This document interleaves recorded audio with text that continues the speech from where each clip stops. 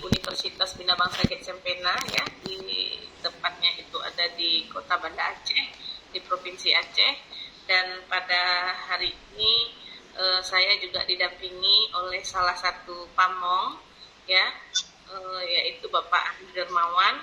Bapak ini merupakan guru ya Pak ya, guru di mana Pak? Mungkin Bapak bisa menyampaikan secara langsung. Baik, terima kasih Bu. Assalamualaikum warahmatullahi wabarakatuh. Waalaikumsalam warahmatullahi wabarakatuh.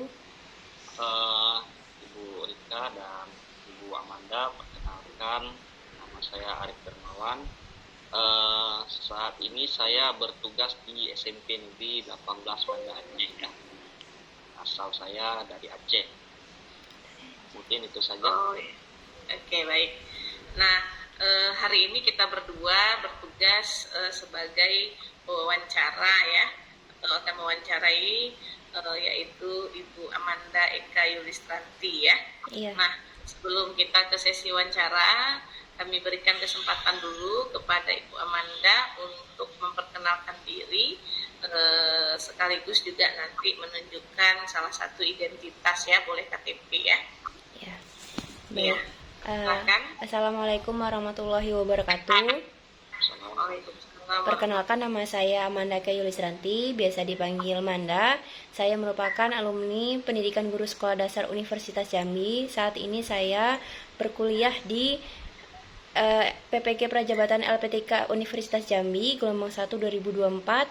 Kemudian saya saat kemarin berkesempatan PPL di SDN 145/4 Kota Jambi. Baik Bapak Ibu, itu perkenalan singkat dari saya. Iya, boleh tunjukkan identitasnya.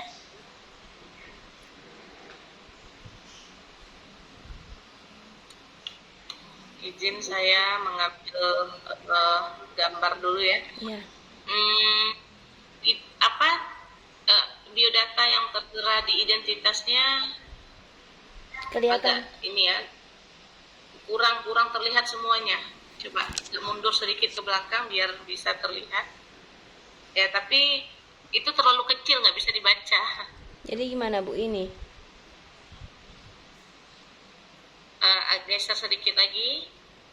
Oke, tahan dulu sebentar, jangan goyang ya. Bentar.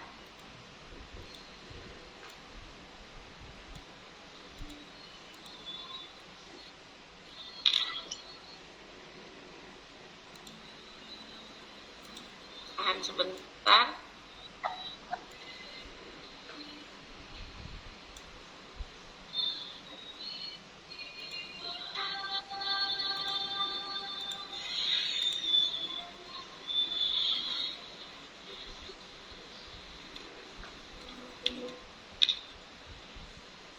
Ya, sudah cukup. Oke, baik, terima kasih ya Ibu Amanda tadi sudah memperkenalkan diri ya. Ini Ibu berasal dari Jambi ya? Iya, dari Jambi. Ya, Bu Amanda ini sudah dari pilot PPG Prajab gelombang 1 ya? 2024, iya. Ya. Ibu S1-nya tamat di tahun berapa? Di tahun 2023.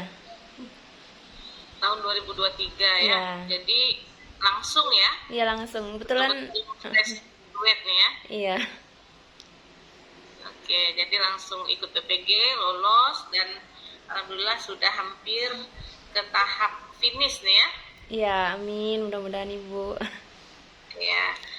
Sudah punya pengalaman mengajar nggak sebelumnya? Mungkin sempat tamat S1 sebelum ikut PPG ada kesempatan mengajar dulu, atau memang langsung nih? Baik, izin menjawab Ibu.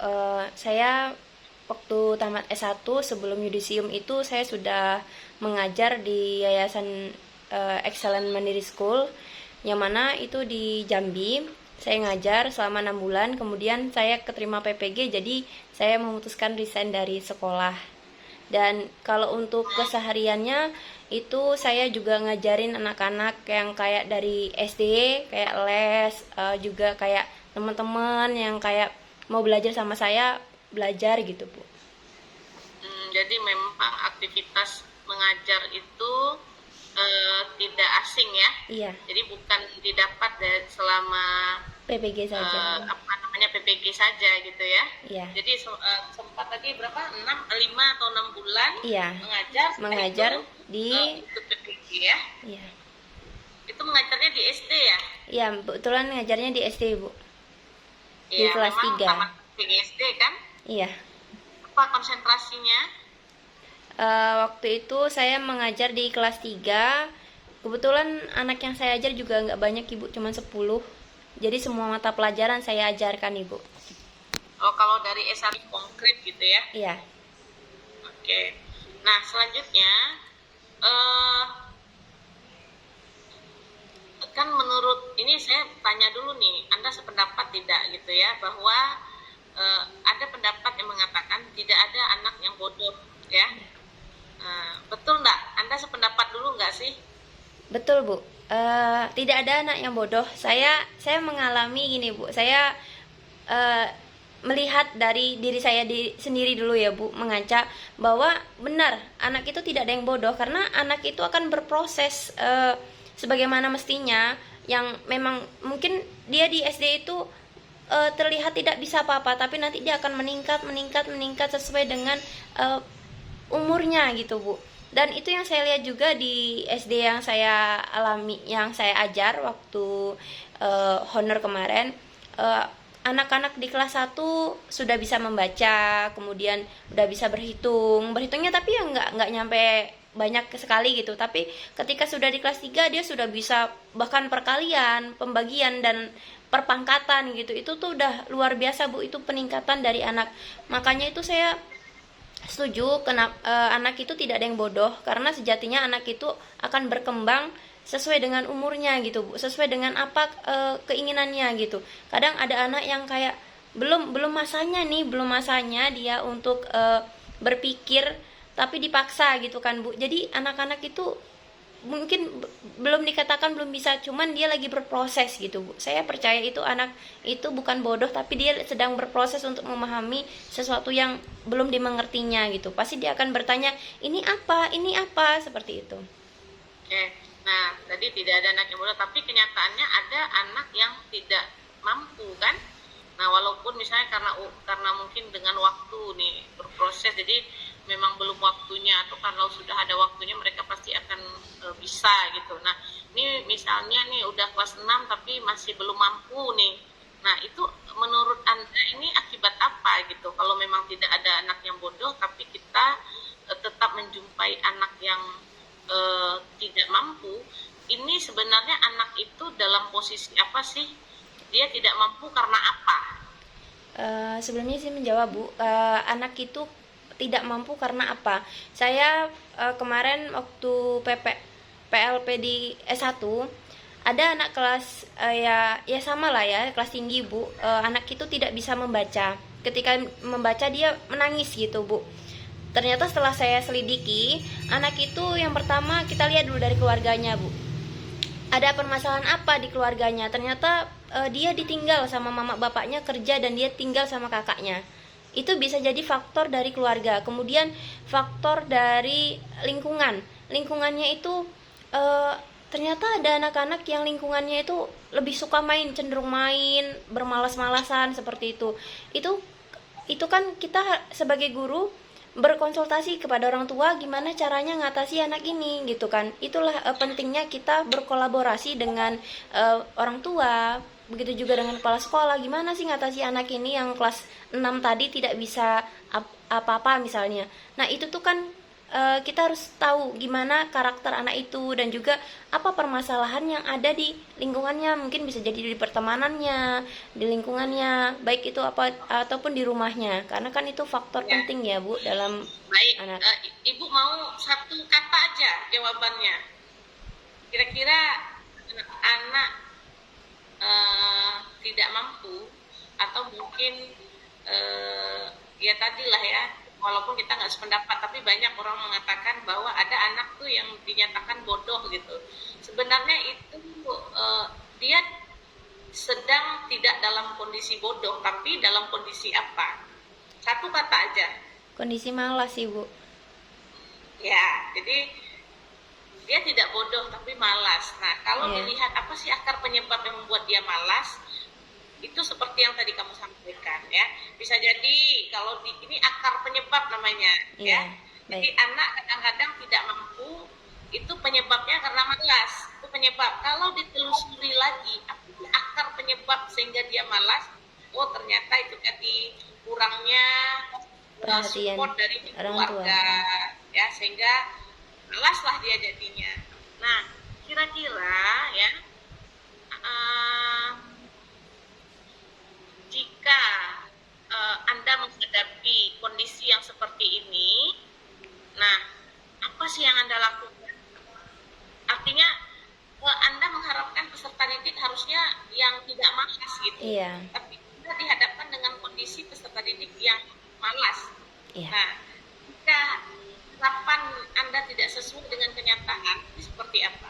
Baik Bapak, Ibu izin menjawab. Kemarin waktu di PPL juga ada yang bertemu dengan kondisi yang seperti ini, dan guru itu memberikan suatu punishment atau hukuman kepada anak itu berupa kayak ditanya, kamu kenapa? Ada apa? Itu pendekatan ya Bu, pertama. Kedua, yang kalau tidak bisa dilakukan dengan pendekatan, maka itu diberi kayak kayak hukuman. Biasanya saya kalau anak yang malas itu Ibu, saya saya akan menyuruh dia untuk menulis astagfirullah itu 100 kali gitu Bu. Jadi kayak dia akan besok nggak mau lagi malas gitu Bu. Itu yang saya alami selama saya mengajar, selama saya mengajar baik di PLP, PPL maupun di PPL PPG ini Bu. Ya, berarti ada pembeda ya. Iya. Antara siswa malas dengan yang lain ya. Iya. Jadi fokus atau perhatian guru juga dengan memberikan tugas tambahan tadi kan sebenarnya itu masuk dalam pembeda ya. Iya. Fokus gurunya juga berbeda, itu tadi inti jawabannya ya. Oke, selanjutnya kita memahami bahwa setiap siswa itu kan memiliki cara belajar yang bermacam ya, berbeda, bervariasi. Iya. Nah, bagaimana Anda memfasilitasi berbagai cara belajar siswa ya dalam pembelajaran sehari-hari ini, terkait apakah itu kemampuannya yang bervariasi, gaya belajarnya dan lain sebagainya. Nah, itu bagaimana Anda selaku guru memfasilitasi cara belajar peserta didik yang berbeda-beda ini? Baik, izin menjawab Ibu. Selama saya PPL dan itu juga berdiskusi dengan guru Pamong, saya waktu itu praktek terbimbing. Nah, itu kan belajar tentang matematika ya Bu, tentang bangun datar. Jadi bangun datar itu kami membuat ada di situ ada 3 gaya belajar. Kebetulan waktu itu saya masih menggunakan sama teman-teman menggunakan 3 gaya belajar yaitu audio, visual dan audiovisual. Jadi ketika saya kinestetik audiovisual,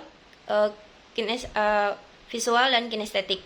Jadi saya misalnya dalam audio, anak-anak kan kalau audio itu suka mendengarkan ya Bu, mendengarkan. Jadi di situ saya memfasilitasi berupa kebetulan saya ada HP 2, jadi saya letakkan di situ untuk mendengarkan apa yang mereka ingin dengarkan, atau dari pengerjaan LKPD-nya saya membuat cerita dan dibacakan bersama teman-temannya seperti itu. Kemudian untuk yang visual dari gambar, dia akan melihat gambar apa itu. Misalnya gambar tadi bangun datar yang seperti apa, ini gambar apa, seperti itu.